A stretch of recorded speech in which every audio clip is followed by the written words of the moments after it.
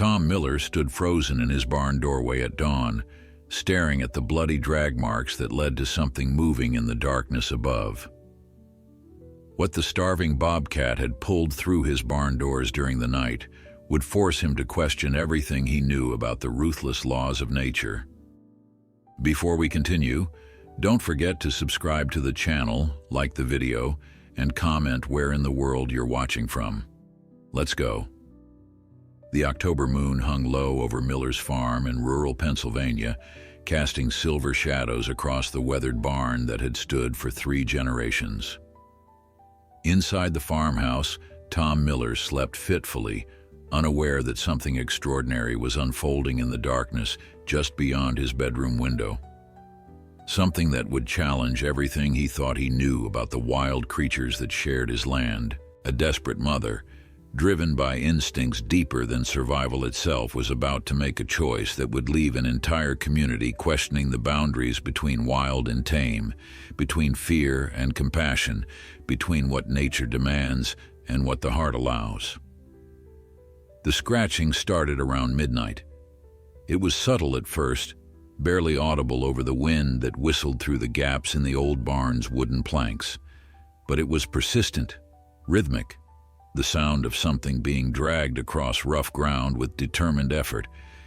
If anyone had been awake to hear it, they might have dismissed it as branches scraping against the barn's exterior, or perhaps a raccoon rummaging through the property. But this was something far more remarkable. In the pale moonlight, a spotted form moved with singular purpose, pulling something heavy behind her, stopping every few feet to rest before continuing her exhausting journey. Tom Miller was 58 years old and had been farming his family's land since he was barely old enough to drive a tractor. At 6'2", with broad shoulders earned from decades of physical labor, he cut an imposing figure, though his weathered face and kind brown eyes told the story of a man who had learned gentleness from working with animals all his life. His wife, Margaret, had passed away 2 years earlier, leaving him alone in the sprawling farmhouse with only his border collie Jasper for company.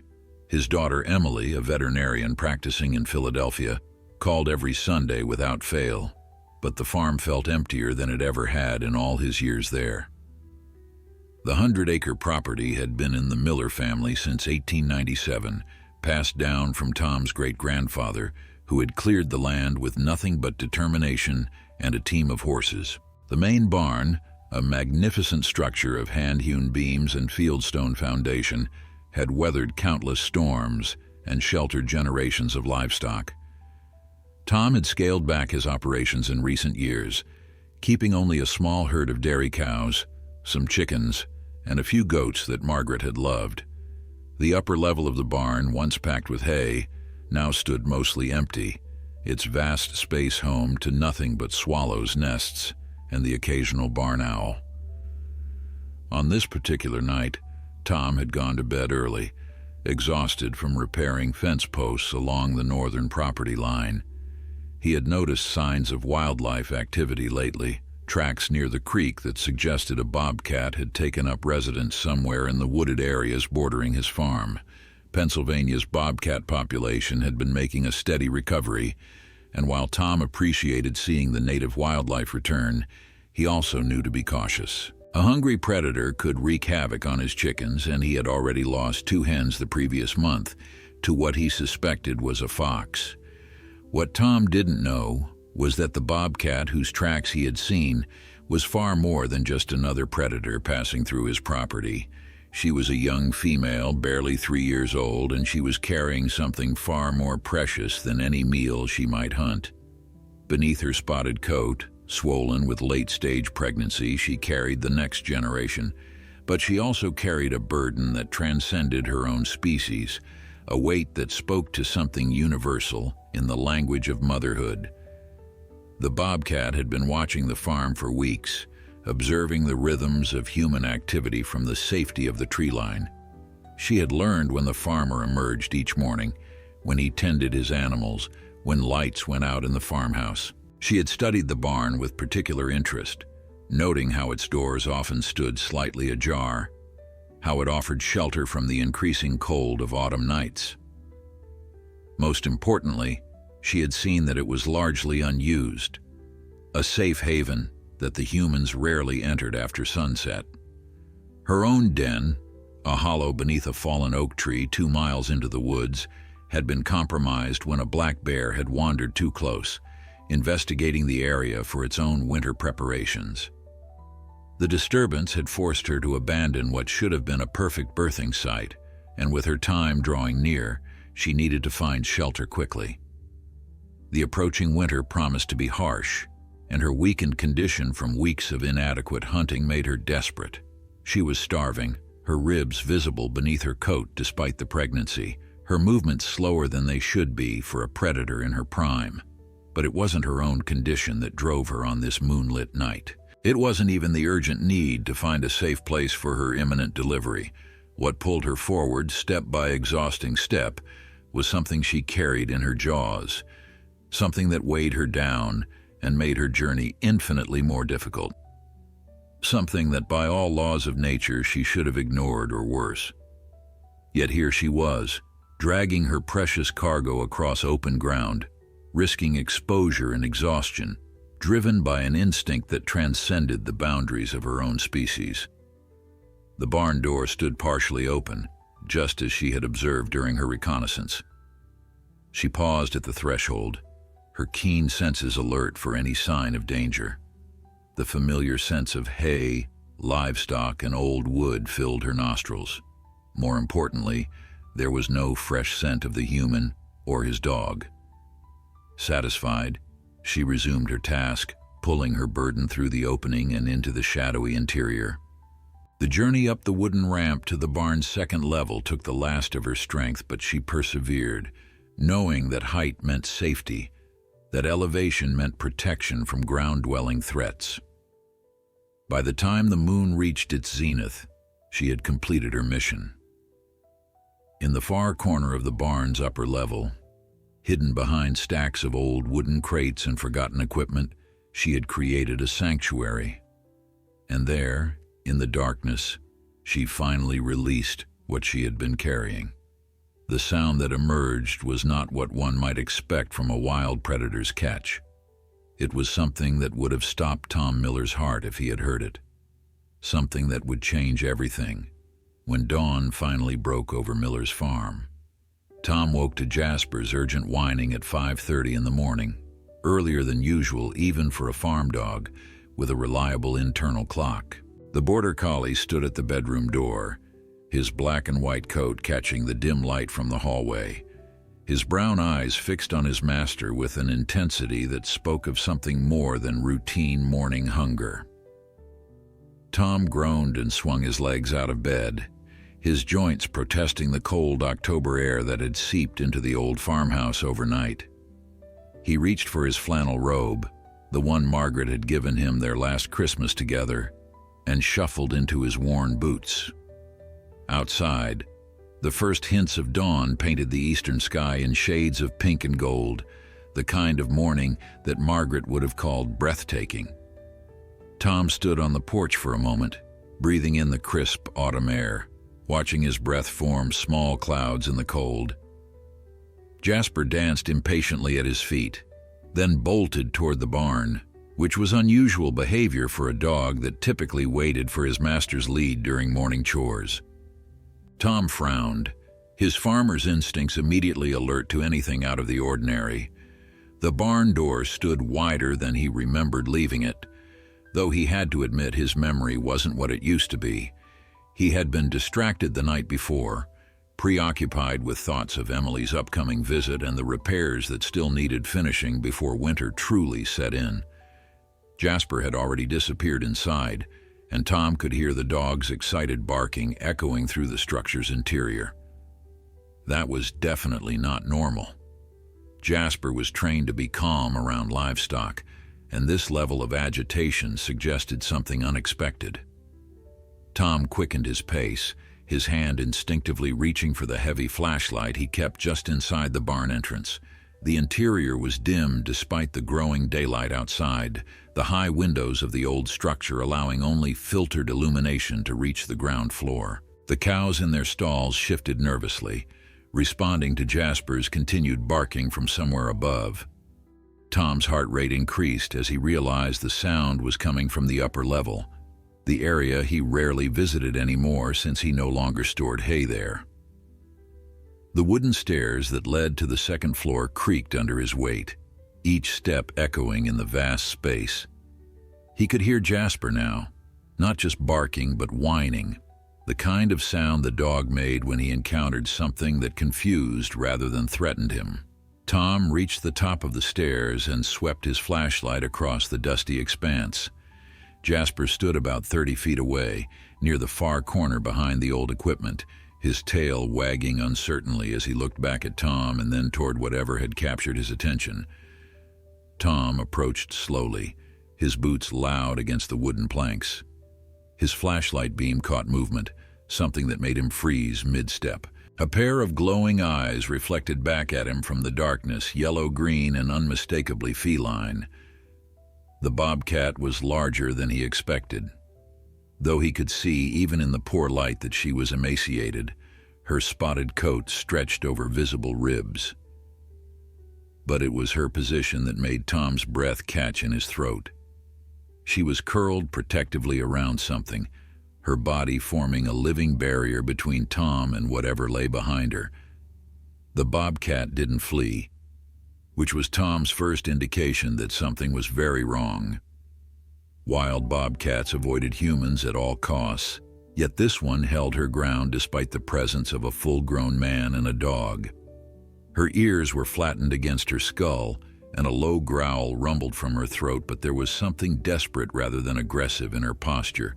She was guarding something, protecting it with the fierce determination of a mother who had nothing left to lose.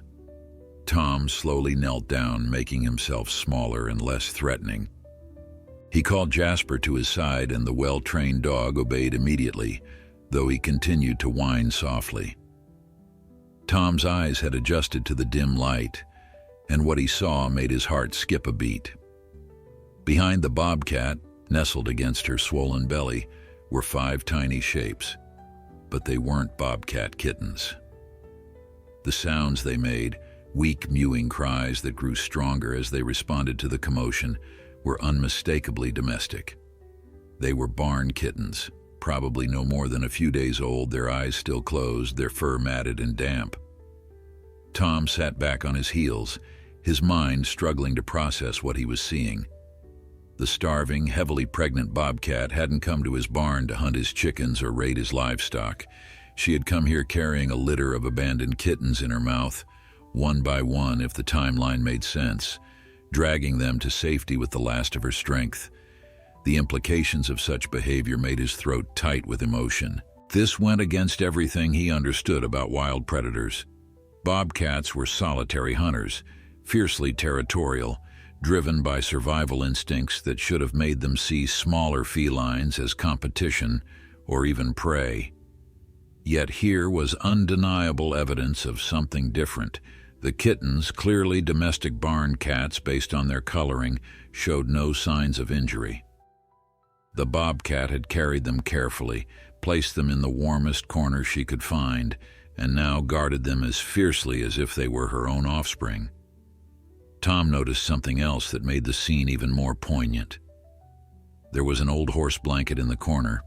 One he had forgotten was stored up here, and the bobcat had arranged it into a crude nest.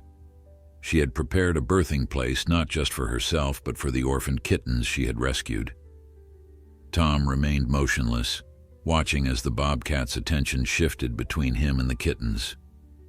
He could see her sides heaving with exhaustion, could see the way her body trembled with weakness. She had expended energy she couldn't afford to save creatures that nature had programmed her to ignore. His years of working with animals told him she was close to giving birth herself, that the stress of her rescue mission might even have triggered early labor. The question now was what he should do about it. Moving slowly, Tom backed toward the stairs, never taking his eyes off the bobcat. She watched him go but didn't move from her protective position. Tom descended the stairs with Jasper at his heels, his mind racing through options. Every instinct told him to call wildlife control, to let professionals handle a wild predator that had taken up residence in his barn. But something held him back. The image of that starving mother, protecting kittens that weren't her own, spoke to something deeper than protocol or common sense. Instead of reaching for his phone, Tom found himself walking to his storage shed where he kept supplies for the rare times he bottle-fed orphaned farm animals. Tom's hands moved with practiced efficiency as he gathered what he needed from the storage shed, though his mind churned with the impossibility of what he had just witnessed. He filled a large bowl with fresh water, grabbed several cans of wet cat food that he kept on hand for the barn cats that helped control the rodent population, and located a container of kitten formula powder that was thankfully still within its expiration date. Margaret had always insisted on keeping such supplies stocked, her nurturing instinct extending to every creature on the farm, and Tom had maintained the habit even after her passing. The walk back to the barn felt surreal, as if he were moving through a dream. The sun had fully risen now, bathing the farm in golden October light that made everything seem peaceful and ordinary. But nothing about this morning was ordinary. Tom paused at the barn entrance, considering his approach. He couldn't just barge in and expect the Bobcat to accept his help. Wild animals operated on instinct and fear, and a cornered predator protecting young was one of the most dangerous situations he could face. He left Jasper outside this time, despite the dog's protests. The border collie's presence, however well-intentioned, would only add stress to an already tense situation. Tom climbed the stairs slowly, making deliberate noise to announce his presence, giving the Bobcat time to prepare for his arrival rather than startling her. When he reached the top, he found her in the same position, though if anything she looked more exhausted than before. Her yellow-green eyes tracked his movements with fierce intensity. But Tom noticed something he had missed earlier. She wasn't just protecting the kittens. She was leaning against them, drawing what little warmth their tiny bodies could provide. Tom set down his supplies about 15 feet away from the Bobcat, well outside what he estimated was her comfort zone. He spoke softly as he worked, his voice low and steady, the same tone he used when working with skittish livestock. He told her about Margaret, about how his wife would have loved to see something like this, about how she had always believed animals were capable of more compassion than most people gave them credit for. The words themselves didn't matter, but the tone did, creating a soundscape of calm rather than threat. He opened the cat food cans slowly, the metallic sound causing the Bobcat's ears to prick forward with interest despite her defensive posture. Tom placed several generous portions on a shallow dish and slid it gently across the floor, stopping it about 10 feet from the Bobcat. Then he prepared the water bowl, setting it near the food. The Bobcat watched every movement, her body tense, but Tom could see the hunger warring with her protective instincts. She needed to eat. She desperately needed water. But leaving the kittens exposed felt wrong to her, went against every maternal impulse driving her behavior. Tom retreated to the stairs and sat down on the top step, making himself as non-threatening as possible.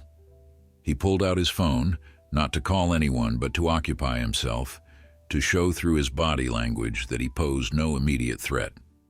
The Bobcat remained motionless for several long minutes. Then slowly, cautiously, she began to move. She didn't abandon her post entirely, but stretched toward the food, her body still partially covering the kittens as she strained to reach the dish. It was almost painful to watch her struggle, to see her torn between her own survival needs and her protective drive. Finally, hunger won out. She lunged for the food, eating with desperate speed, pausing every few seconds to look back at the kittens and then at Tom. The water disappeared almost as quickly as the food, and Tom could see the immediate effect it had on her. The trembling in her limbs lessened slightly, and some of the wildness left her eyes, replaced by a more calculated wariness. Tom waited until she had finished eating before he moved again. This time he prepared a bottle of formula, mixing it according to the instructions on the container, testing its temperature against his wrist the way Emily had shown him years ago when they had raised an orphaned calf together. The kittens needed to eat too, and while the bobcat's maternal instincts might allow her to nurse them temporarily, she was too malnourished to produce adequate milk for 5 hungry mouths on top of the litter she was carrying. The question was how to feed them without getting too close to their fierce protector. Tom had an idea, risky but potentially workable.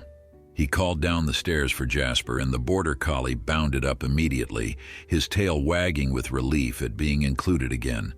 Tom gave him a series of commands, simple ones the dog had known since puppyhood, using him as an intermediary to place the bottle near the kittens without Tom himself having to approach.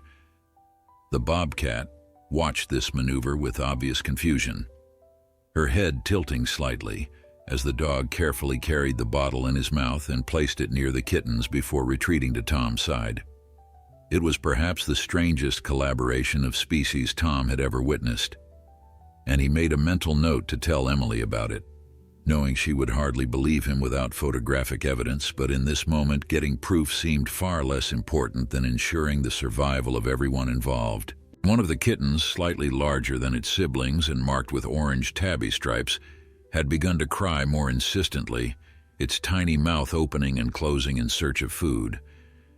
The sound seemed to trigger something in the bobcat, some deep maternal response that transcended species barriers. She looked at the bottle, then at the kitten, then back at Tom, with what he could have sworn was a question in her eyes. "Can I trust you? Will you hurt them if I let my guard down?" Tom remained perfectly still, barely breathing, watching as the bobcat made her decision. She reached out with one large paw and batted the bottle closer to the kittens, then nosed the orange tabby toward it. The kitten's seeking mouth found the nipple, and soon the sound of contented nursing filled the quiet space. The bobcat settled back, watching the kitten feed, and gradually, one by one, she helped the other kittens find their way to the bottle as well. Tom felt tears prick at his eyes, and he didn't bother to wipe them away. In his 5 decades of farming, he had seen countless births, had helped animals through difficult deliveries, had bottle-fed orphans, and nursed sick livestock back to health. But he had never seen anything like this. The barriers between species, between wild and domestic, between natural enemies, had dissolved in the face of something more fundamental. The bobcat had saved these kittens from certain death, had brought them to the safest place she could find, and now she was accepting help from a human to keep them alive. The morning sun streamed through the high windows of the barn, illuminating dust motes that danced in the air like tiny stars. Tom sat on the stairs with Jasper pressed against his leg, watching the impossible scene unfold before him. The starving bobcat, her belly swollen with her own imminent delivery, lay curled around 5 domestic kittens, keeping them warm while they fed. And in that moment, Tom understood that his life had just changed in ways he couldn't yet comprehend. This wasn't just about helping a wild animal in need. This was about bearing witness to something profound, something that would challenge assumptions about nature, compassion, and the invisible threads that connected all living things. He thought about Margaret, about how she would have handled this situation with her characteristic blend of practical care and emotional wisdom. She would have known exactly what to do, would have already been planning the next steps while Tom was still processing the reality of it all. But Margaret was gone, and this was his responsibility now. His decision would determine whether this remarkable story ended in triumph or tragedy. Tom spent the next 3 hours in the barn, moving with patient deliberation as he established a routine that might sustain this fragile situation. He made 2 more trips to retrieve supplies, each time announcing his presence well before reaching the top of the stairs, giving the bobcat time to prepare for his arrival. She was learning, he noticed, her initial defensive posture softening incrementally with each visit. She no longer growled when he appeared, though her eyes never left him, tracking his every movement with predatory precision. that reminded him she was still very much a wild animal. By mid-morning, Tom had created a system that allowed him to provide care without directly approaching the makeshift den. He set up a pulley mechanism using rope and an old basket, something he had used years ago to move supplies to the upper level when it had been full of hay. Now it served a different purpose, allowing him to send up food, water, and fresh bottles of formula without climbing the stairs and stressing the Bobcat with his presence. It was clumsy but effective, and more importantly, it gave her a sense of control over the situation. The kittens were thriving as much as could be expected given their circumstances. Tom had managed to get a closer look during one of his visits when the Bobcat had been distracted by eating. They appeared to be about 3 or 4 days old, their eyes still sealed shut, their tiny ears just beginning to unfold. 3 were various shades of gray and white. One was the orange tabby that had fed first, and the smallest was solid black with a tiny white patch on its chest. Tom found himself wondering about their mother, about what had happened to leave them abandoned in a location where a bobcat had found them instead of a human. The most likely scenario, Tom reasoned, was that a barn cat from a neighboring property had given birth somewhere in the woods and had either died or been killed before she could move her litter to safety. Bobcats were solitary hunters with territories spanning several square miles. This female must have come across the kittens during her desperate search for food and shelter. But finding them was one thing. What she had done next defied everything Tom knew about wildlife behavior. She had carried them one by one across what must have been a significant distance, using energy she couldn't spare, driven by instincts that shouldn't have recognized domestic kittens as anything worth saving. Tom called Emily around noon, needing to share the burden of this secret with someone who would understand its significance. His daughter answered on the 3rd ring, her voice bright with the particular kind of energy that meant she was between appointments at the clinic. "Dad, perfect timing. I just finished with a Great Dane who ate an entire loaf of bread still in the plastic bag. Can you believe people sometimes?" Tom smiled despite himself. I need you to listen to something and not interrupt until I'm finished. It's important." The tone of his voice must have conveyed his seriousness because Emily immediately went quiet, and Tom could almost picture her setting down whatever she had been doing to give him her full attention. He told her everything, starting with Jasper's unusual behavior that morning and ending with the current situation in the barn. The silence on the other end of the line stretched long enough that Tom checked to make sure the call hadn't dropped. "Dad," Emily finally said, her voice careful and measured in the way that meant she was thinking through multiple scenarios at once. "Dad, you need to call Wildlife Services. This is beyond what you can handle alone. A pregnant bobcat is dangerous, especially one that's been exhibiting unusual behavior. She could go into labor at any time, and there's no telling how she'll react with both her own kittens and those domestic cats present."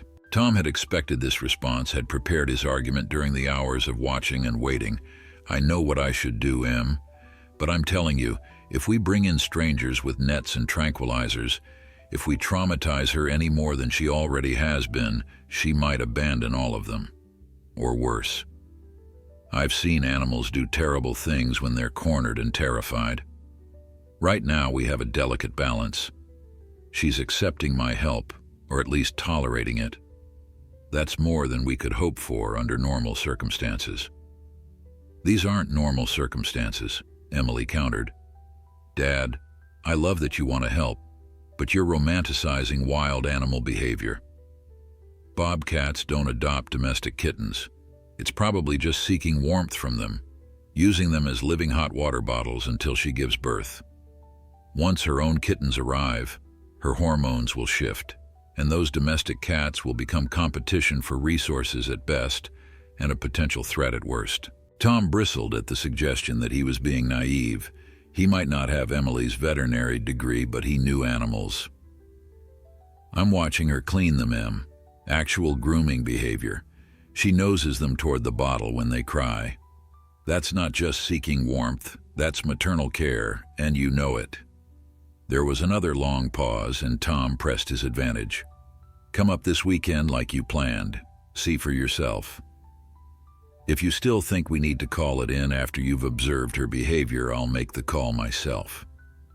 Emily sighed, and Tom recognized the sound of his daughter wrestling with her professional training and her respect for his experience. "All right, but I'm leaving Friday afternoon instead of Saturday morning. And Dad, promise me you'll be careful. Keep Jasper away from the barn. Don't try to approach her directly. And for God's sake, if she goes into labor, stay downstairs. Birthing animals can be unpredictable, and a bobcat is not a cow or a horse. She has teeth and claws designed to kill things much larger than you. I promise," Tom said, meaning it. He had no intention of putting himself in unnecessary danger, but he also couldn't bring himself to abandon the situation. After he hung up with Emily, Tom returned to the barn with another load of supplies. The bobcat had moved slightly, arranging herself in a way that gave him a clear view of her swollen belly. Tom's experienced eye told him Emily was right about the timing. This bobcat would give birth within the next 24 to 48 hours at most. The afternoon passed in a strange rhythm of ordinary farm chores, punctuated by trips to check on the barn's unusual occupants. Tom fed his cows, collected eggs from the chickens, and made notes about fence sections that still needed repair before winter. But his mind remained fixed on the second floor of the barn, on the pregnant wildcat caring for orphaned kittens, on the impossible situation that had somehow become his responsibility. As evening approached and shadows lengthened across the farm, Tom made one final trip up the stairs. The bobcat was restless now, pacing in a small circle around the kittens, pausing occasionally to lick her own flanks. Tom recognized the signs immediately. Labor was beginning, the ancient process that had repeated itself countless times across countless species since the beginning of life itself. But this instance was different, complicated by the presence of 5 tiny lives that had no biological connection to the mother preparing to give birth. Tom retreated quickly, not wanting his presence to add stress during such a critical time. He set up a comfortable chair at the bottom of the stairs, wrapped himself in a heavy blanket, and settled in for what he suspected would be a long night. Jasper curled up at his feet, the dog's warm presence a comfort in the darkening barn. Above them, nature prepared to unfold in ways that would challenge everything Tom thought he understood about maternal instinct, species boundaries, and the capacity for compassion in creatures we too often dismissed as operating purely on primitive drives. The moon rose outside, the same moon that had witnessed the bobcat's desperate journey the night before. And in the quiet of the Pennsylvania countryside, a lonely farmer waited for dawn, wondering what impossible things the morning light would reveal. The sounds started around 2 in the morning, low vocalizations that drifted down from the upper level of the barn and pulled Tom from his restless half-sleep. They were unlike anything he had heard before, not quite growls, but not purrs either, something primal and ancient that spoke to the universal experience of birth. Jasper's ears perked up, but the dog remained calm, pressed against Tom's leg as if sensing the gravity of what was happening above them. Tom resisted the urge to climb the stairs and check on the situation. Every instinct born from decades of helping animals through difficult deliveries urged him to intervene, to offer assistance, but his rational mind knew that his presence would only cause harm. The bobcat needed privacy, needed to feel safe and secure to let her body do what nature had designed it to do.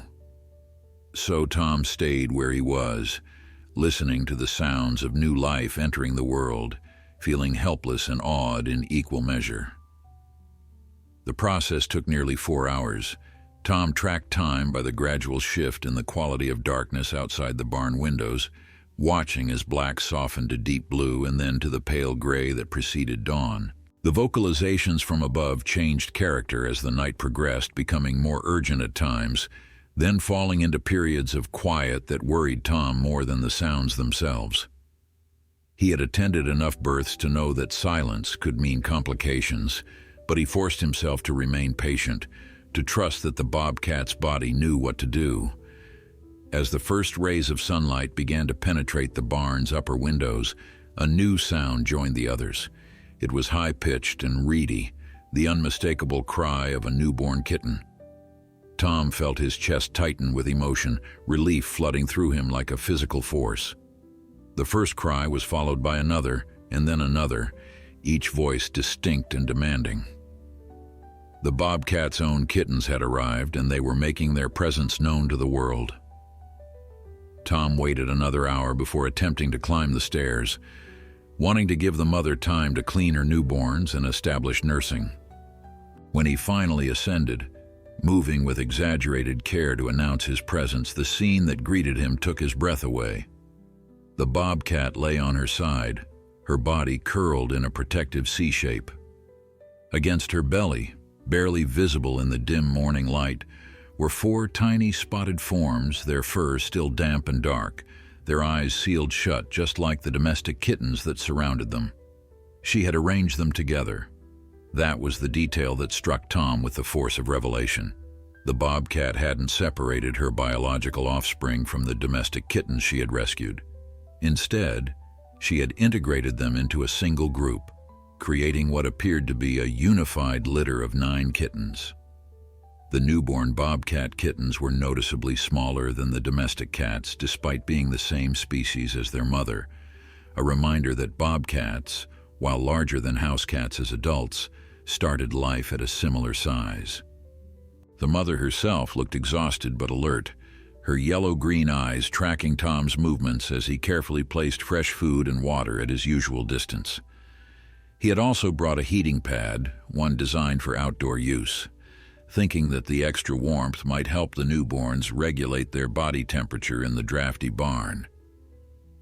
He plugged it into an extension cord and slid it across the floor, watching as the bobcat sniffed it suspiciously before seeming to accept it as another of the strange human's offerings. Tom noticed something else that made his throat tight with emotion. The orange tabby kitten, the one that had been first to feed the previous day, was nestled directly against one of the newborn bobcat kittens, their tiny bodies pressed together for warmth.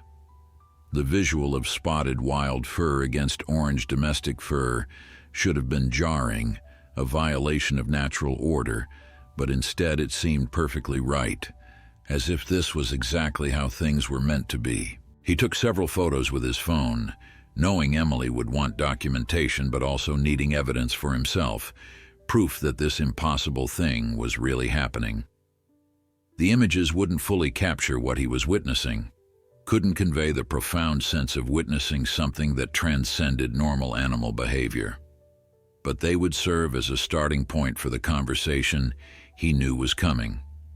The one where he would have to convince his daughter that what her professional training told her was impossible was unfolding right before them. As Tom descended the stairs, his mind was already working through the logistics of the situation. 9 kittens were too many for even a healthy mother to care for alone, and this bobcat was far from healthy. She was emaciated, stressed, and had just endured a difficult birth in unfamiliar territory. The domestic kittens were slightly older and therefore stronger, which meant they might outcompete the newborn bobcats for nursing access. Tom would need to supplement feeding, would need to monitor all 9 kittens carefully to ensure each was getting adequate nutrition. The bigger question, the one that loomed over everything else, was what would happen in the coming weeks. Bobcat kittens developed quickly, their wild instincts emerging as they grew. The domestic cats would mature at a different rate, their personalities shaped by generations of domestication. How long could this unusual family unit remain stable? And what would Tom do when the inevitable complications arose? He spent the morning setting up a more permanent monitoring system, rigging an old baby monitor he found in the farmhouse attic so he could listen for signs of distress without constantly climbing the stairs. The audio feed was poor quality, full of static and odd echoes, but it was better than nothing. Through the crackling speaker, Tom could hear the soft sounds of nursing kittens, the occasional rustle of movement, and underneath it all, the steady rhythm of the mother's breathing.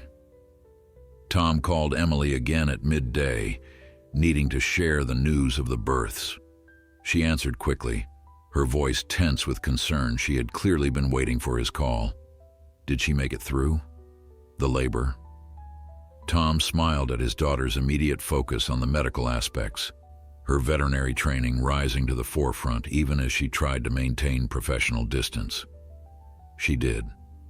4 healthy kittens, as far as I can tell, all nursing strong. And Em, you need to see this. She's integrated them all together. The domestic cats and her own kittens all in one big litter. Emily's sharp intake of breath was audible through the phone.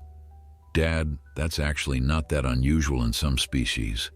Hormones during and after birth can trigger indiscriminate maternal behavior, but it's temporary. As her own kittens develop and her hormone levels normalize, her natural instincts will reassert themselves. You need to be prepared for that. Tom knew his daughter was right from a scientific standpoint, but something in his gut told him this situation was different. He had spent enough time observing the Bobcat to see intelligence in her eyes, intentionality in her actions. I know what you're saying makes sense, Tom replied carefully, but I think you need to see her before we make any decisions. Can you still come up Friday? Emily agreed, though Tom could hear the worry in her voice. As he ended the call, he looked out the kitchen window toward the barn, its weathered structure solid and unchanging against the autumn sky. Inside that barn, something extraordinary was happening, something that would test everything they thought they knew about the boundaries between wild and domestic, about the nature of maternal love, about the capacity for compassion in creatures we assumed operated purely on instinct. The rest of that day passed in a blur of farm chores and constant monitoring. Tom checked on the unusual family every few hours, always maintaining his distance, always respecting the invisible boundary the Bobcat had established. Each time he looked, he found the same remarkable scene. 9 kittens nursing and sleeping in an integrated pile, their mother keeping watch over all of them with equal vigilance. She ate every scrap of food he provided, drank water in quantities that suggested she was producing milk for the entire group, and seemed to be recovering from the birth with remarkable resilience. By Thursday evening, Tom had fallen into a rhythm that felt almost normal, though nothing about the situation was remotely ordinary. He woke before dawn to prepare bottles of supplemental formula, climbed the stairs to leave food and water, and checked the baby monitor throughout the day for any signs of distress. The Bobcat had stopped growling at his appearances, though she watched him with unblinking attention, her body language still wary but no longer overtly defensive. It was a tentative truce, fragile and conditional, but it held. The kittens were thriving in ways that both relieved and amazed Tom.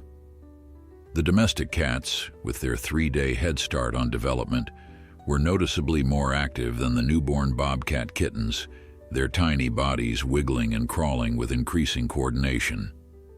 The Bobcat young, by contrast, were still in that early stage of helpless dependency, their movements mostly limited to rooting for milk and the occasional stretch of miniature limbs. Yet the mother showed no preference, grooming all 9 with the same methodical attention, responding to the cries of domestic and wild kittens with equal urgency.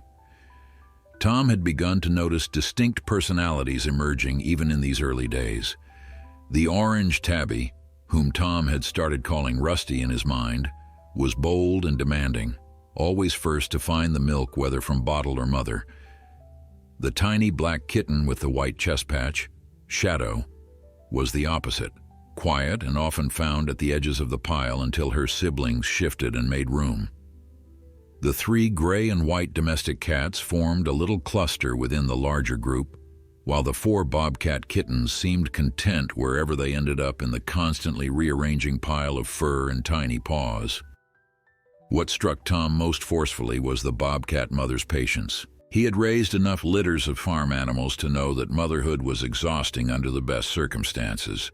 a constant drain of physical and emotional resources. This bobcat was managing 9 demanding infants, while still recovering from birth, still dealing with malnutrition, still adjusting to the stress of living in an enclosed space near humans. By all rights, she should have been irritable, selective about which kittens received her attention, perhaps even aggressive toward the domestic cats that weren't biologically hers. Instead, she exhibited a serenity that seemed almost supernatural. Friday morning arrived with a cold rain that drummed against the barn's metal roof and turned the farm roads into ribbons of mud. Tom was checking the upper level when he heard the distinctive sound of Emily's truck pulling into the driveway earlier than he had expected. She must have left Philadelphia before dawn to arrive by 8 in the morning. He hurried down the stairs to meet her, feeling a complicated mix of relief at having her expertise and anxiety about what she might insist they do. Emily stepped out of her truck wearing muddy boots and a worn canvas jacket, her dark hair pulled back in the same practical ponytail she had favored since high school. She hugged Tom briefly, then pulled back to look at him with the assessing gaze of a medical professional checking a patient. "You look exhausted, Dad. Have you been sleeping?" Tom shrugged, knowing there was no point in lying to someone who could read him as easily as Emily could. "Some. I've been monitoring them through the night, making sure there are no complications."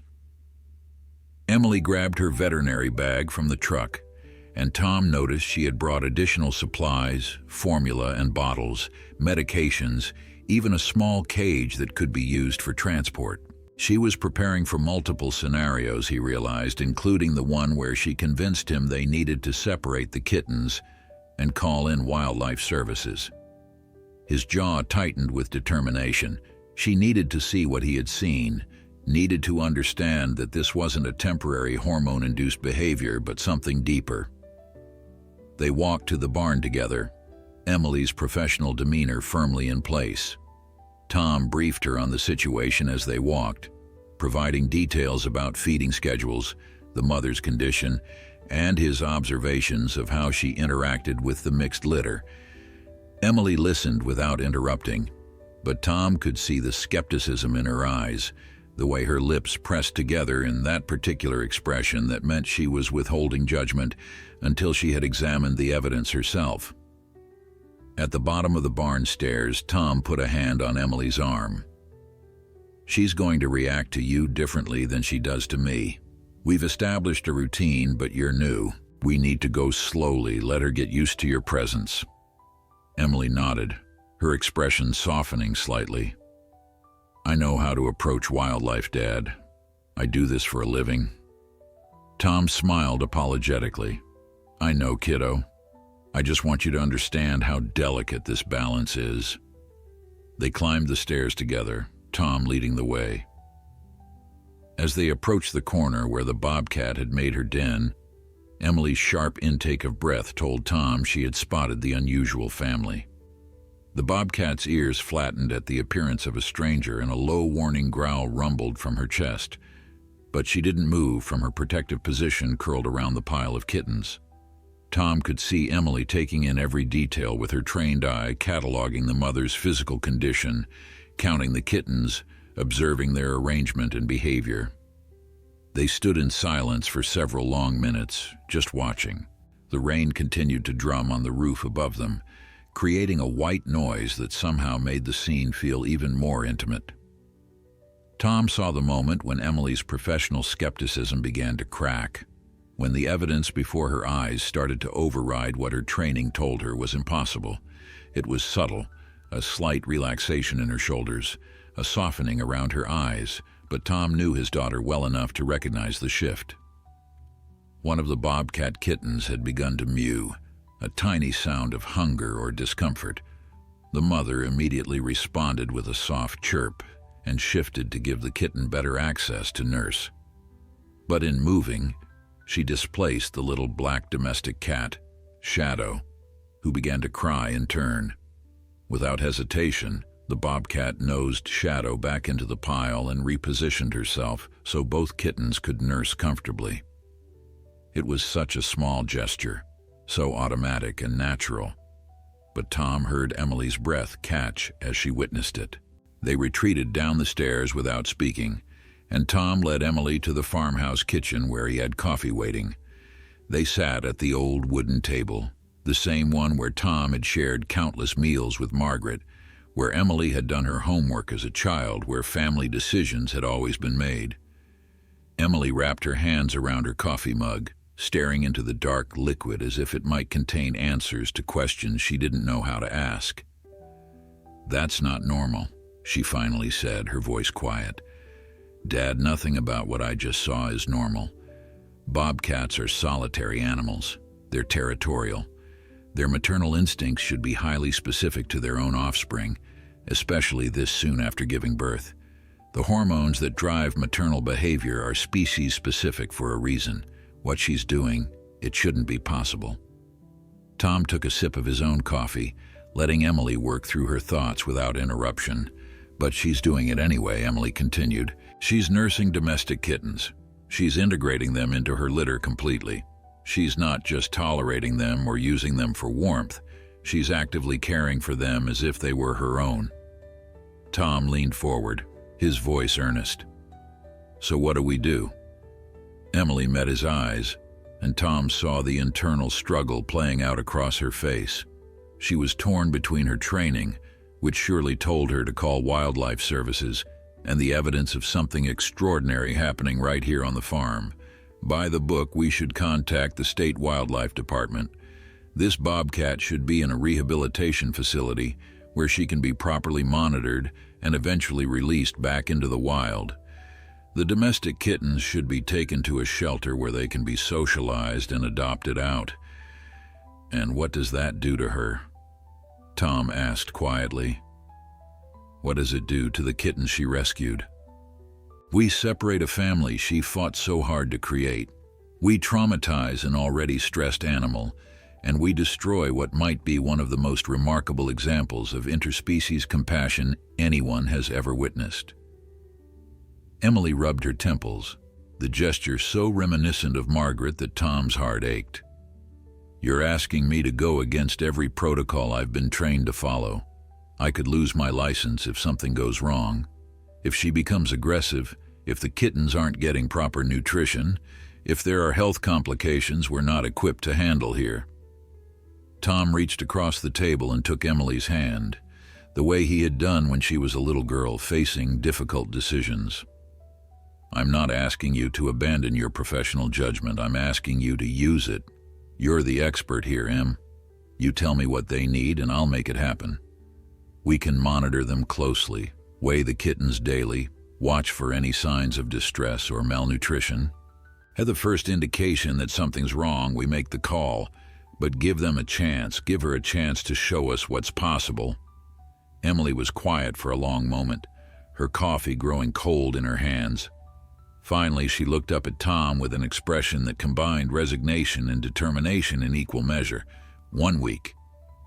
We monitor them intensively for 1 week. I'll stay here, work remotely as much as possible, and we assess their condition daily. But Dad, at the first sign of trouble, any indication that the mother is stressed or the kittens aren't thriving, we contact wildlife services. No arguments. Tom felt relief wash through him like a warm wave. "Thank you, kiddo. You won't regret this." "I already regret it," Emily said, but there was a hint of a smile playing at the corners of her mouth. "Mom would have loved this, wouldn't she?" Tom nodded, his throat suddenly tight. She would have been out there every hour, taking notes, probably trying to write a book about it. Emily laughed softly, "And she would have already named all 9 of them despite your protests about not getting attached." Tom had to admit his daughter was right. Margaret had never met an animal she didn't immediately christen with an elaborate name that usually had some historical or literary significance. They spent the rest of the morning setting up a proper monitoring system. Emily brought in a digital scale, accurate enough to track small weight changes, a better camera for documenting the kitten's development, and medical supplies that Tom hadn't even known existed. She created a chart for tracking each kitten individually, assigning them numbers for clinical documentation, even though Tom noticed she had also included spaces for names. Old habits apparently ran in the family. Their first official assessment happened around noon. Emily insisted on a methodical approach, starting with observing the mother from a distance to gauge her stress levels and physical condition. The Bobcat watched them with those intense yellow-green eyes, but she didn't exhibit the aggressive posturing she had shown when Emily first arrived. If anything, she seemed to have accepted that the female human was part of Tom's routine, an extension of the care that had been keeping her and her charges fed and safe. Emily made detailed notes, her veterinary training evident in the precision of her observations. "The mother's weight is critically low," she murmured, more to herself than to Tom. "I'd estimate she's about 15 pounds, which is at least 5 to 7 pounds under what she should be for a female of her size. But her coat is in better condition than I expected, given her malnourishment. Tom must have been providing high-quality protein." Tom felt a small surge of pride at his daughter's approval, even though he knew the situation was far from resolved. The kittens were next. Emily used a technique she had clearly employed many times before, speaking in a low, soothing voice as she slowly approached the den area. The Bobcat tensed, but didn't retreat or attack. Emily worked quickly, her hands gentle but efficient, as she lifted each kitten for a brief examination and weighing. Tom held his breath during each interaction, acutely aware that they were handling a wild animal's offspring, crossing boundaries that nature had established over millennia of evolution. The domestic kittens averaged about 7 ounces each, Emily reported as she carefully returned them to the pile. "That's good, right on target for their age. The Bobcat kittens are smaller, around 5 ounces, which is also normal. They're all warm, responsive, and showing good muscle tone. I don't see any signs of dehydration or malnutrition."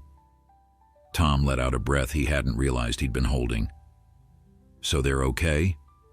"They're more than okay," Emily admitted, and Tom could hear the wonder creeping into her professional tone. "Dad, she's producing enough milk for all 9 of them. I don't know how, given her condition, but she is." They spent the afternoon taking turns watching the unusual family, Emily filling pages with observations while Tom handled his regular farm chores. The rain had stopped, leaving the world washed clean and smelling of wet earth and autumn leaves.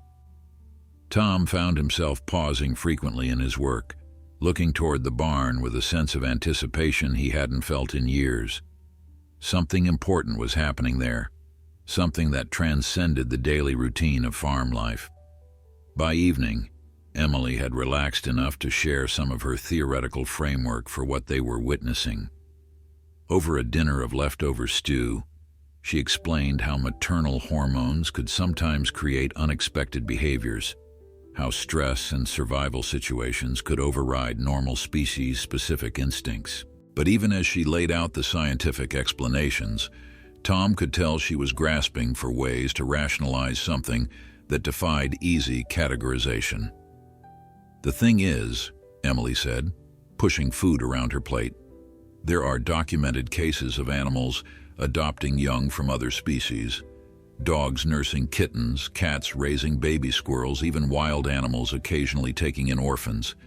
But those are usually captive animals or domestic ones with regular human contact. Wild animals, especially predators, just don't do this. Their survival depends on being efficient with their resources, and raising offspring that won't contribute to their genetic line makes no evolutionary sense." Tom took a sip of water, considering his words carefully. Maybe evolution doesn't explain everything. Maybe sometimes an individual animal makes a choice that goes beyond programming. Emily looked at him with an expression that mixed skepticism and hope. "You sound like Mom now. She always said animals were more complex than science gave them credit for." Tom smiled. "Your mother was usually right about things like that." That night, they took turns keeping watch, Emily insisting that they maintain round-the-clock monitoring during this critical first week. Tom took the first shift, settling into his chair at the bottom of the stairs with a book he had no real intention of reading. The barn was quiet, except for the soft sounds filtering down from above, the rustle of movement, the tiny squeaks of nursing kittens, the occasional chirp from the mother as she tended her charges. Around midnight, during Emily's shift, Tom was awakened by her urgent whisper at his bedroom door. "Dad, you need to see this." He stumbled out of bed, his heart racing with worry, but Emily's face showed excitement rather than concern. She led him to the barn, up the stairs, and pointed toward the den area. The bobcat had moved, arranging herself in a new position that gave them a clearer view than ever before, and what Tom saw made his breath catch. The mother was grooming the kittens, which wasn't unusual in itself, but she had organized them in a very specific way. The 4 bobcat kittens formed an inner circle against her belly, while the 5 domestic cats created an outer ring. She methodically cleaned each one, moving from wild to domestic and back again with no apparent preference, but more than that, she was teaching them. As Tom and Emily watched, she would gently mouth one of the kittens, then release it and observe its response. It was play behavior, they realized, the earliest form of social learning that would eventually develop into hunting skills. "She's treating them all the same," Emily whispered, her voice filled with awe. "She's not just feeding them or keeping them warm. She's parenting all 9 of them, as if there's no difference between wild and domestic." Tom nodded, unable to find words for what they were witnessing. In the dim light of the barn, with the autumn night pressing close around them, they were watching something that shouldn't exist, according to everything science understood about animal behavior. Yet here it was, undeniable and extraordinary. The week that followed transformed the Miller farm into something resembling a wildlife research station, with Emily's veterinary equipment scattered across the kitchen table and observation logs filling notebook after notebook. Each morning began with weighing and visual assessments of all 9 kittens, a process that the bobcat mother tolerated with increasing patience. Emily's initial concern about proper nutrition proved unfounded as every kitten showed steady weight gain, their tiny bodies growing rounder and stronger with each passing day. By the 4th day, the domestic kitten's eyes began to open, revealing blue irises that would eventually change color as they matured. Tom found himself spending hours watching them discover their world, their wobbly attempts at movement becoming more coordinated as their muscles developed. The bobcat kittens remained a few days behind in their development, their eyes still sealed, but they were growing at a rate that Emily confirmed was perfectly normal for their species. The mother's milk production was somehow sustaining all 9, a biological feat that Emily admitted she couldn't fully explain. Tom had started calling the bobcat Luna, though he was careful not to use the name in Emily's hearing. His daughter maintained a professional distance, referring to the mother only as the subject or the female, as if clinical language could preserve some boundary between observation and emotional involvement. But Tom noticed the way Emily's expression softened when she watched Luna tend her mixed litter, the way she smiled when the kittens did something particularly endearing. Margaret's daughter, for all her scientific training, had inherited her mother's tender heart. The farm's daily rhythm adjusted to accommodate the unusual residents in the barn. Tom's neighbors had begun to notice his changed routine, the way he spent more time in the barn than usual, the veterinary truck that remained parked in his driveway. Carl Henderson, who farmed the adjacent property, stopped by on Tuesday afternoon with questions poorly disguised as friendly concern. "Everything all right, Tom? Saw your daughter's been visiting. Nothing wrong with the livestock, I hope." Tom had prepared for this moment, knowing that news traveled fast in their rural community. He kept his answer vague but honest. "Had a situation with some orphaned kittens.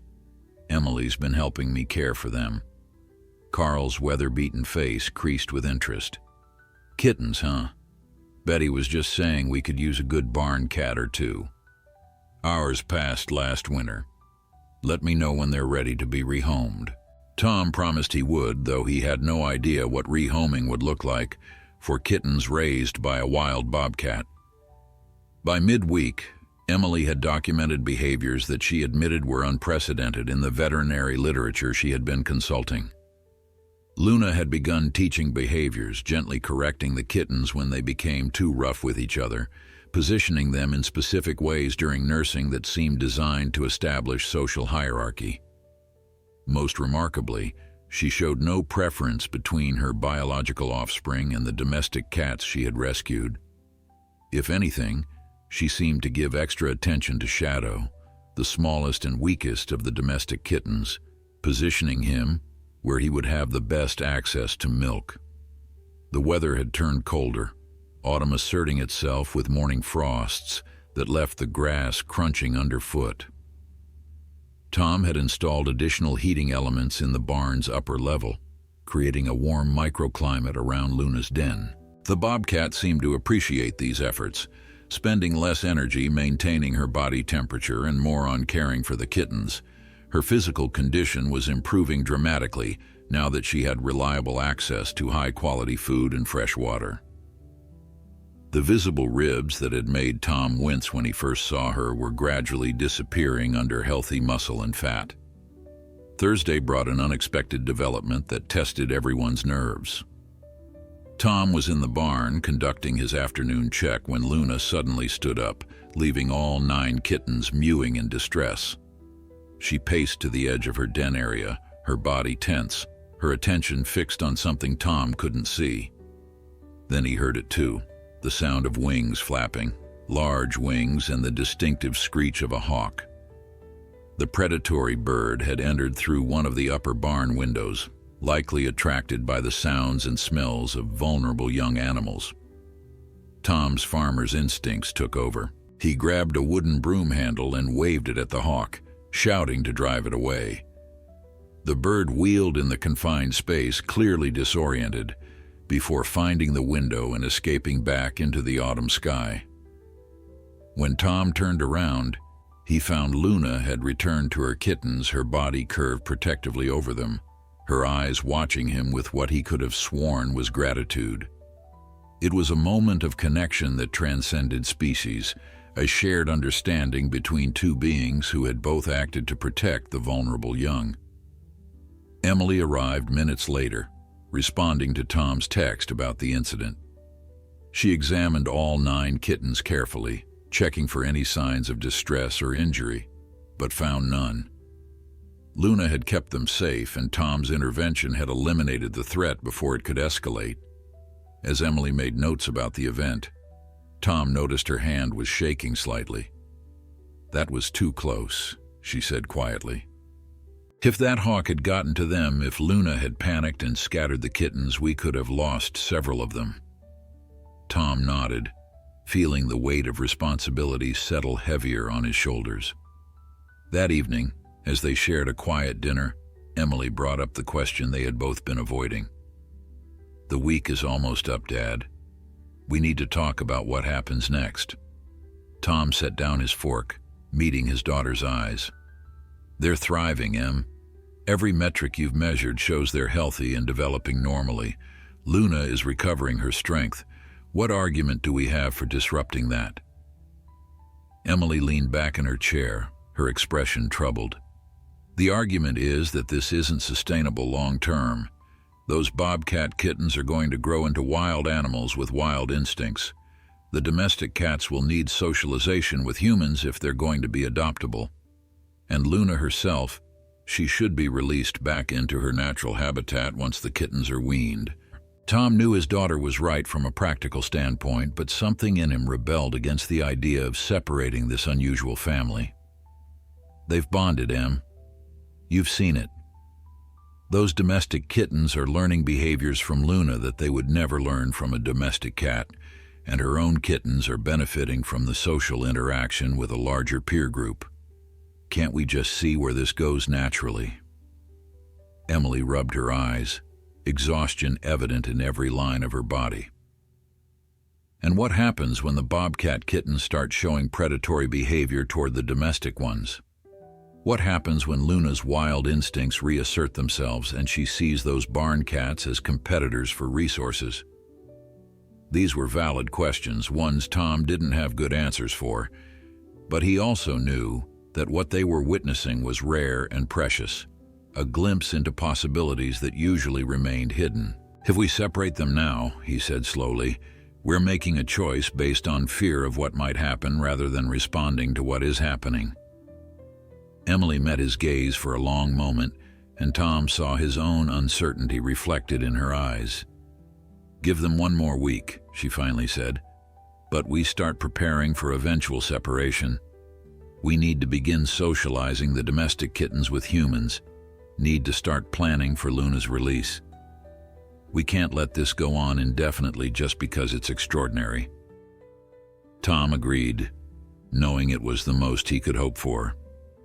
As Emily headed up to bed, exhausted from another long day of monitoring and care, Tom made his usual late-night check on the barn. Luna was nursing the kittens, all 9 of them arranged in their now familiar pattern, their tiny bodies warm and content. The bobcat looked up as Tom approached, and in that moment of eye contact, Tom felt he understood something fundamental about the nature of compassion. It wasn't limited by species or bound by evolutionary programming. Sometimes, perhaps rarely, but undeniably, an individual creature made choices that transcended survival, that spoke to something deeper and more mysterious than science could easily explain. The second week brought changes that neither Tom nor Emily had fully anticipated. The kittens were growing rapidly now, their personalities emerging more distinctly with each passing day. Rusty, the orange tabby, had become the unofficial leader of the domestic contingent, his bold nature making him first to explore beyond the nest area and first to attempt climbing the wooden crates that bordered their den. The bobcat kittens, their eyes now open and revealing the distinctive wild gleam of their species, watched these adventures with alert interest, learning through observation what their domestic companions discovered through trial and error. Emily had begun the socialization process she had insisted upon, spending an hour each afternoon sitting near the den and allowing the domestic kittens to approach her on their own terms. It was delicate work, made more complicated by Luna's watchful presence. The bobcat mother had learned to tolerate Emily's proximity during medical checks, but this extended contact with her charges triggered protective instincts that required careful management. Emily moved slowly, spoke softly, and never tried to handle the kittens when Luna showed signs of stress. Tom noticed something remarkable during these socialization sessions. Luna seemed to understand that Emily's interactions with the domestic kittens were different from her interactions with the bobcat young. When Emily reached out to the barn cats, encouraging them to sniff her hand or accept gentle touches, Luna would gather her biological offspring closer, as if acknowledging that these were destined for different paths. It was a subtle distinction, but one that suggested a level of cognitive sophistication that neither Tom nor Emily had expected from a wild animal. By the 10th day, the first real crisis emerged. Shadow, the small black domestic kitten who had always been weaker than his siblings, began showing signs of respiratory distress. Emily noticed it during the morning assessment, the slight wheeze in his breathing, the way his tiny chest worked harder than it should. She immediately set up a nebulizer treatment using equipment from her truck, but administering it meant separating Shadow from Luna and the others, which neither of them wanted to do unless absolutely necessary. The solution came from an unexpected source. When Emily approached to take Shadow for treatment, Luna did something extraordinary. She picked up the small kitten in her mouth, carried him to the edge of the den area, and placed him directly in front of Emily. It was a gesture of trust so profound that Tom felt tears spring to his eyes. The wild mother was entrusting them with the care of one of her charges, understanding somehow that they could provide help she could not. Emily worked quickly, administering the treatment while Tom kept Luna calm with soft words and offerings of her favorite food. Shadow responded well to the medication, his breathing easing within hours. When Emily returned him to the den, Luna immediately gathered him close, grooming him with particular attention, as if reassuring herself that he was truly all right. The incident marked a turning point in their relationship with the Bobcat, a threshold cross that transformed their dynamic from cautious coexistence to something resembling partnership. The farm had become a destination for Emily's veterinary colleagues, who arrived in ones and twos throughout the week, drawn by her carefully worded descriptions of an unusual interspecies fostering situation. Dr. Patricia Chen, a wildlife specialist from the State University, spent an entire afternoon documenting Luna's behavior with professional-grade cameras. Her verdict, delivered with academic caution but unmistakable excitement, was that they were witnessing something unprecedented in wildlife behavioral studies. "This isn't just maternal hormones," Dr. Chen explained as they reviewed her footage in Tom's kitchen. "This animal is making active decisions about resource allocation, showing preferential care to the weakest individuals regardless of genetic relationship, and demonstrating social learning behaviors with mixed species offspring. If we can document this properly, it could challenge fundamental assumptions about animal cognition and maternal behavior," but she also added a sobering note. "The question isn't whether this is remarkable, it's how long it can sustainably continue." That question weighed on Tom as the days passed. The Bobcat kittens were developing their wild instincts, their play becoming more aggressive, their movements more predatory. Tom watched as they stalked each other through the den area, their tiny bodies already demonstrating the hunting behaviors that would one day make them apex predators. The domestic kittens, by contrast, engaged in gentler play, batting at bits of hay and wrestling without the focused intensity of their wild siblings. Yet the two groups still integrated seamlessly, sleeping in their mixed pile, nursing from Luna without apparent hierarchy based on species. Rusty had even developed a particular friendship with one of the Bobcat kittens, a female Tom had started calling Sage for her gray-green eyes. The two would be found together more often than not, Sage's wild energy somehow balanced by Rusty's bold confidence. It was as if they had each found something in the other that complemented their own nature. Emily's deadline came and went without either of them acknowledging it explicitly. The kittens were now 3 weeks old, the domestic ones ready to begin eating soft food, the Bobcat kittens not far behind. Luna's condition had improved dramatically, her coat glossy, her movements strong and confident. She was no longer the starving, desperate creature that had dragged orphaned kittens into Tom's barn. She was a healthy, capable mother who had somehow managed to nurture 9 demanding offspring through their most vulnerable stage. On the 15th day, Tom woke to find Emily already in the barn, sitting on the stairs with her notebook open, but no words written on the page. He joined her quietly, following her gaze to where Luna and her mixed litter were engaged in what could only be described as a lesson. The Bobcat mother had brought in a dead mouse, likely caught during a brief hunting excursion the night before, and was demonstrating to the kittens how to interact with prey. All 9 watched with rapt attention, though Tom noticed the domestic kittens seemed more interested in batting at the mouse's tail than learning hunting techniques. "We can't keep them together much longer," Emily said softly, breaking the silence. "The Bobcat kittens need to learn to hunt, to develop their wild skills. The domestic ones need continued human socialization. And Luna herself, she should be released before she becomes too habituated to human presence." Tom nodded, knowing she was right but feeling a deep ache at the thought of dismantling this unusual family. "When?" he asked. "Next week," Emily replied. "We'll start separating them gradually. Let Luna keep her biological offspring while we move the domestic kittens to a more controlled environment for socialization." That afternoon, they set up a secondary pen in another part of the barn, designed to house the domestic kittens during the transition period. It was comfortable and safe with heating lamps and soft bedding, everything 5 young barn cats would need. But as Tom looked at the empty space, he couldn't shake the feeling that they were about to make a terrible mistake. that they were imposing human logic on a situation that had transcended human understanding. The decision about when to make the separation was taken out of their hands by Luna herself. On the 16th day, Tom entered the barn for the morning feeding to find that the Bobcat had already sorted the kittens.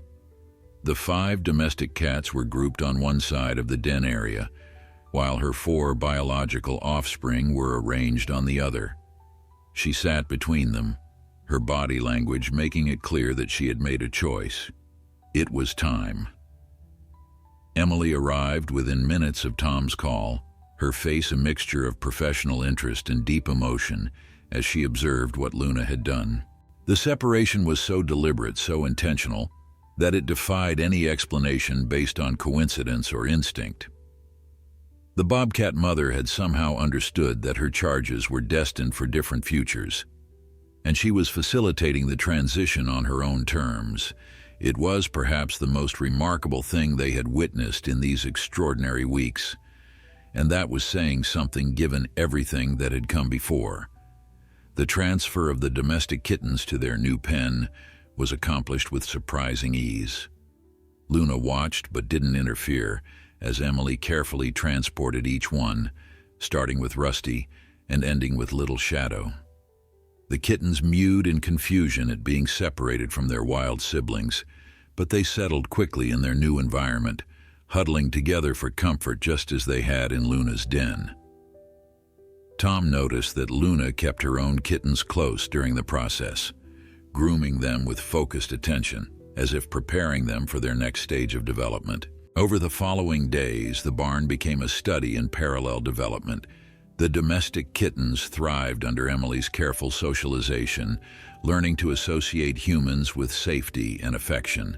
They were playful, curious, and increasingly confident, their barn cat heritage evident in their fearless exploration of every corner of their enclosure. Carl Henderson came by to meet them, and by the end of his visit, he and his wife Betty had committed to adopting Rusty and one of the gray and white females, whom Emily had finally allowed herself to name Pearl. The Bobcat kittens, meanwhile, were growing into their wild nature under Luna's expert guidance. She brought them small prey items, teaching them the skills they would need to survive in the forest. Tom and Emily maintained their observation protocol, but intervened less and less, recognizing that Luna needed space to prepare her offspring for eventual release. Dr. D. Chen returned twice more to document the process, her research equipment capturing footage that would eventually appear in wildlife journals and documentaries about animal behavior. The question of Luna's release became the subject of careful planning between Emily and the State Wildlife Department. The goal was to return her and her kittens to a protected area with suitable habitat, far enough from human settlement to ensure they could establish a territory without conflict.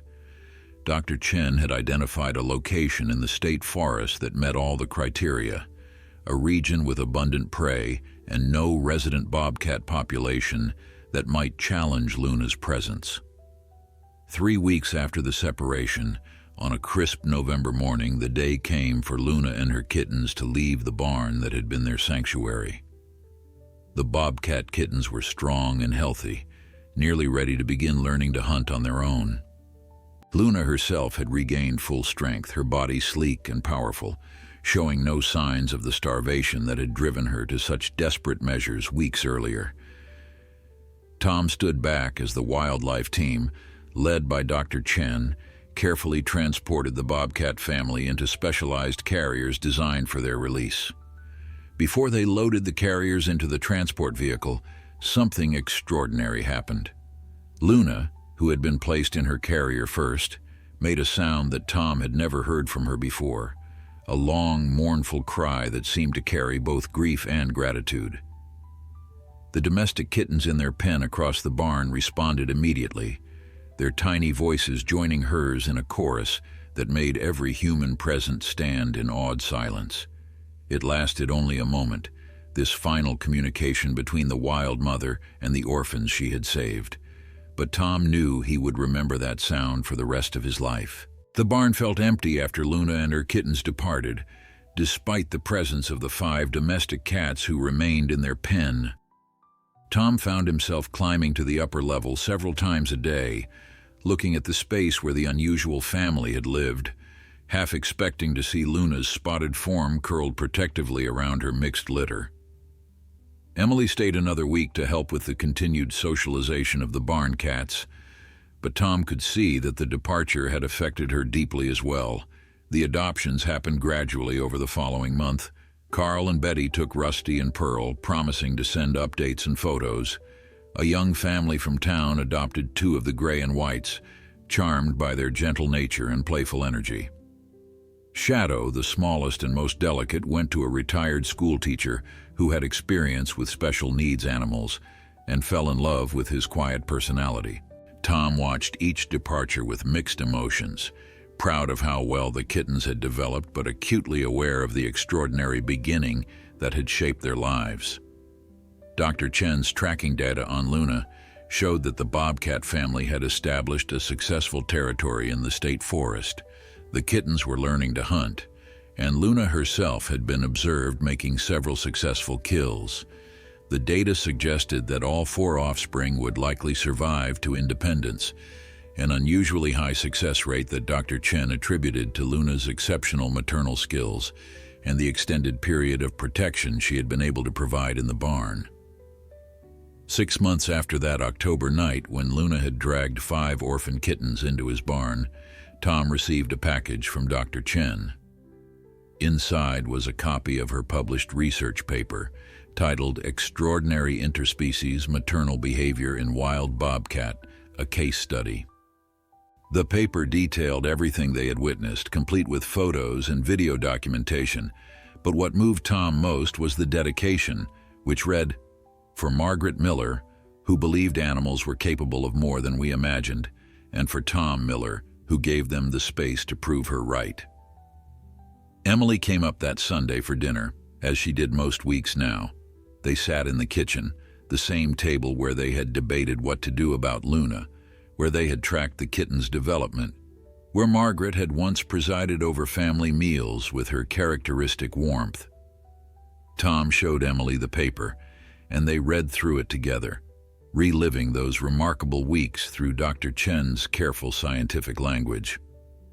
"You know what I think about most," Emily said when they finished reading. "It's not the scientific implications or the research value. It's that moment when Luna brought Shadow to me for treatment. She trusted us, Dad. A wild animal driven by every instinct to protect her young from humans trusted us to help." Tom nodded, understanding completely. Margaret would have said it proved what she always believed, that compassion isn't bound by species, that kindness recognizes kindness regardless of the form it takes.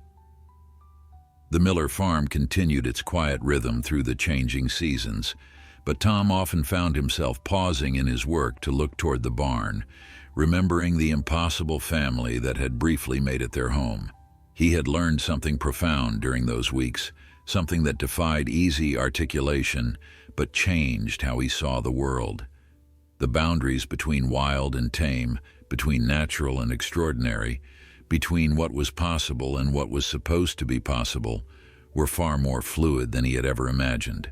And sometimes, on quiet autumn evenings when the moon hung low over the Pennsylvania countryside, Tom would hear a distant sound carried on the wind, a cry that might have been a bobcat calling to her young, or might have been nothing more than his imagination.